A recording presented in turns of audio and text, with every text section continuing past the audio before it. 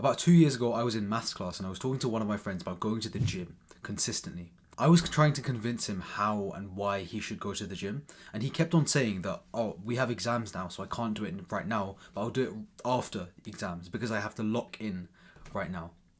That was always like quite weird for me because I intrinsically thought that exercise would help my grades rather than bring them down. But fast forward to the end of year 13 when we're actually doing our final exams, this conditioning that grades were going to bring my grade down got to me and I stopped going to the gym, and I actually got lower results than when I was previously going to the gym and revising at the same time. So after months of reflecting and researching into productivity, I'm going to be going over exactly why going to the gym and exercising will help you increase your productivity and increase your grades rather than bring them down.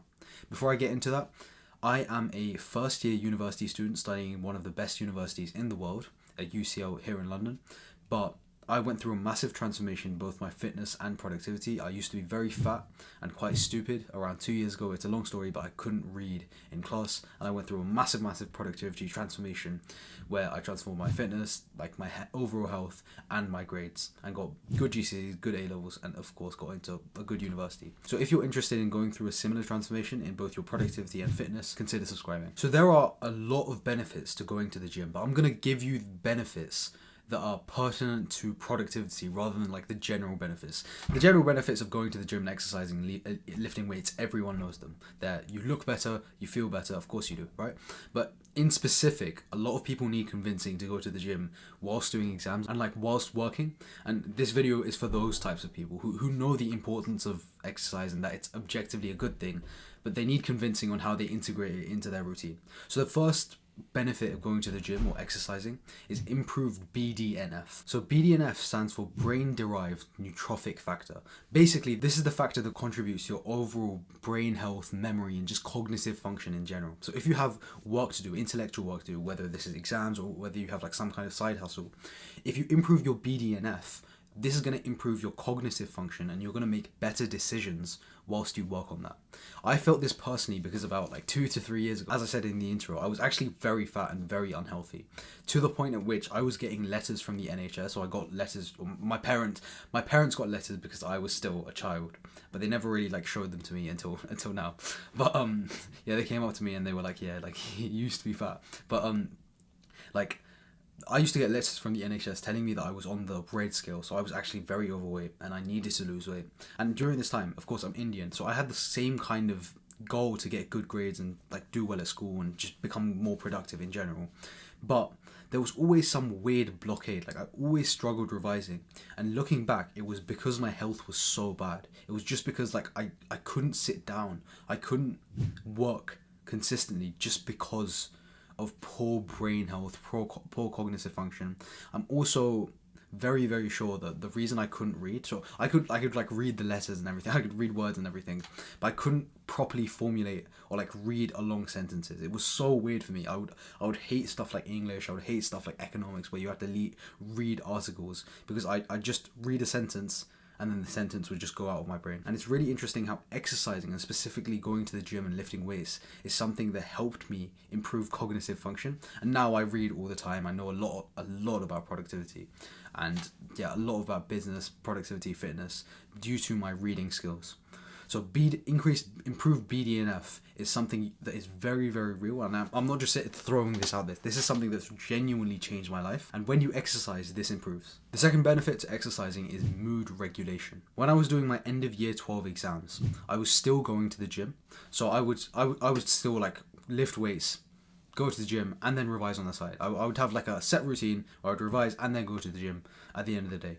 Now, the reason I did this was like intrinsically I didn't think that grade 12 exams were that important, so I didn't go all in, or I didn't lock in that much for my end of year 12 exams. I still had the gym at the end of the day, and I got pretty much all A star. Like I got the top grade in every subject I took. I took 4 subjects back then, 4 of the hardest subjects, and I got the top grade in all of them. And one thing that I noticed was when I went to the gym and when I would follow my normal routine where I would lift weights, go to the gym for like 2 to 3 hours every day, my anxiety or my stress was basically non-existent. I would have no real weird feeling of stress for the exam. I think, but I see a clear contrast in my exams when I did in the end of year 13, a year later, when I went all in and just tried to revise and work the entire day without going to the gym, without leaving my room, because I was so much more stressed and I actually performed worse. Whereas when I compare it to my year 13 mocks or my end of year 12 mocks, where the exams weren't as important, and therefore I thought that I could just go to the gym, I would actually get higher results and also feel less stressed. I would feel more prepared.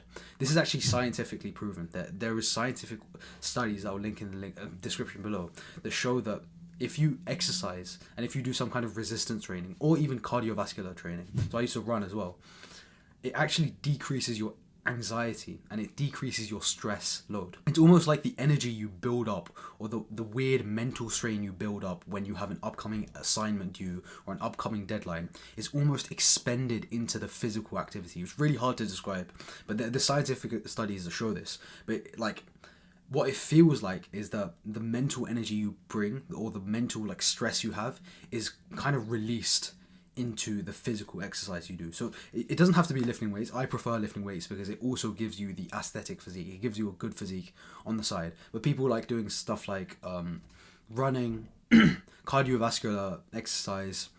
People like MMA, like fighting and stuff.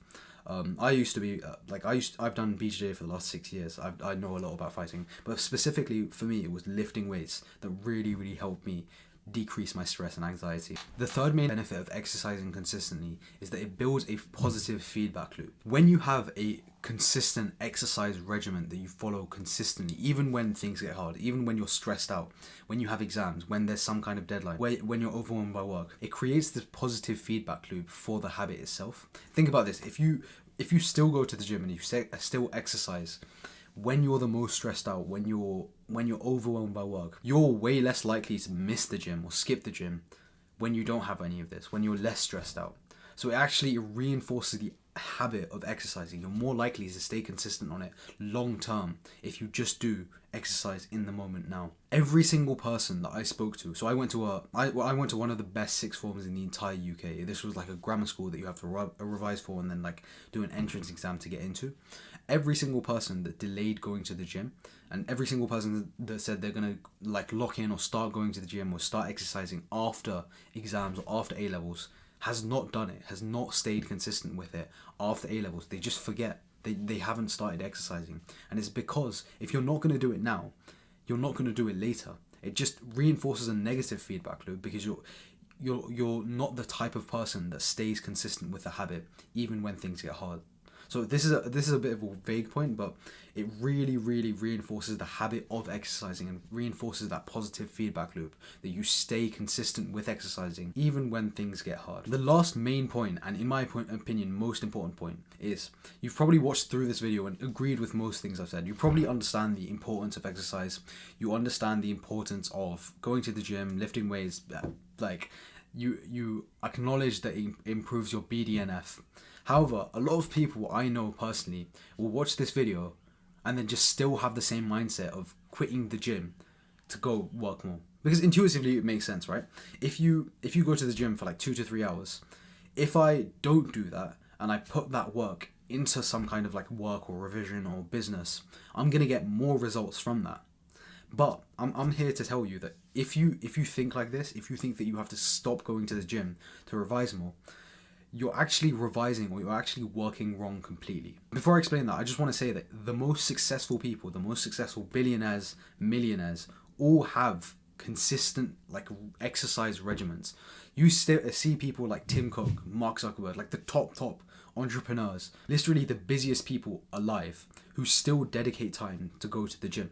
So if they have to control, they're the CEO of a multi-billion-dollar company and they still find time to revise, how is that in comparison? Like, doesn't that make you feel like maybe exercising, it doesn't take away from your success if we're a way smaller scale than Tim Cook or like Mark Zuckerberg? If you're a billionaire, fair enough, then you can say I'm not going to revise, I need to work more. But if you're not a billionaire, you're working wrong if you think that not going to the gym is going to take away from your revision. And I'll tell you why. This is a bit of a side tangent, but I promise you, if you understand this concept, you will understand how productivity works. When you work for a longer amount of time, you automatically prioritize the tasks that don't matter. And the way I want to explain this is when I was in year 13, I think, so last year, I did an experiment on myself where I said that for a week, for 7 days, we had like a half term, I was going to revise, I was going to work for 10 hours every single day. So I would wake up in the morning, work for 10 hours, literally in my room, go to sleep, and then do it again for 7 days. And during that 1 week, I actually declined in my grades. I thought I was going to grow so much. I thought I was going to complete all of the material. I was going to be the best student, everything. But I didn't even maintain my grades. I went down. I declined. I got like worse after 10 hours every single day. And the reason that is because one, productivity isn't defined by the hours you do every day.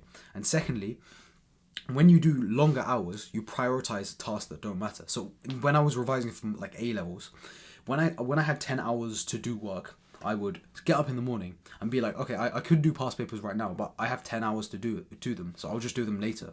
And I would just keep on procrastinating doing the work that actually matters. And by the time the day ended, by the time 10 hours were done, I hadn't done a single past paper. I just randomly watched YouTube videos and I felt productive. That's the distinction. Productivity shouldn't be the hours you work. It should be the output you produce. So if you produce 10 past papers that you've done, or if you produce 3 past papers, that is objectively a higher productive, like more productive day than if you work for 10 hours a day. In the book Deep Work, which is the best book for learning how to work, we haven't been really taught how to work. He says that deep work, the work that actually matters, is capped out at 4 hours per day. Anything above 4 hours a day, the work you do doesn't actually contribute to your goal that much. So therefore, if you think that you have to take away or subtract the gym from your daily routine, you probably have the idea of productivity wrong and you have a bad revision or work plan in general.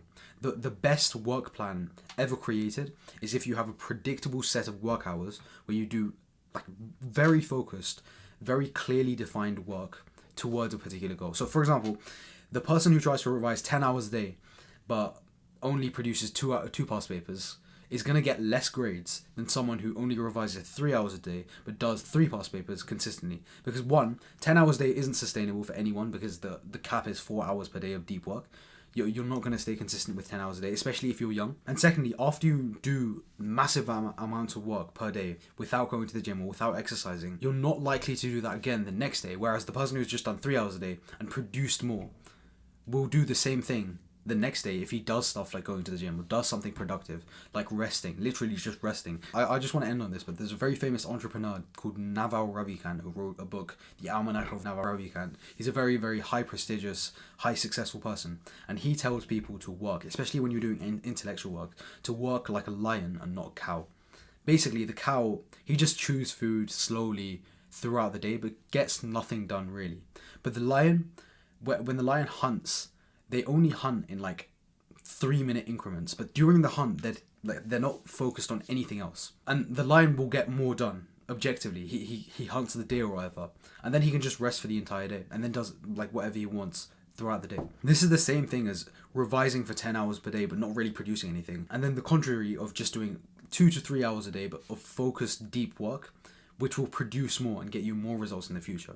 So I just want to end with, I know that it sounds intuitively correct that if I sacrifice my gym or exercise time to revise or work more, I'm going to get better results. But that is not true because you're probably doing it wrong. You're probably objectively working wrong if you even have that mindset of subtracting the gym for work. Because even the most successful people I know, and like people know, still keep exercise in their day-to-day life, even when they're really, really busy. And by the way, I just want to end on this. Every single person that I've seen that has a predictable, consistent work hour every day does deep work and then also includes fun stuff like going to the gym, hanging out with friends, but always beats the person that locks in for 10 hours a day or tries to lock in 10 hours a day for a particular goal just because the first person is more consistent.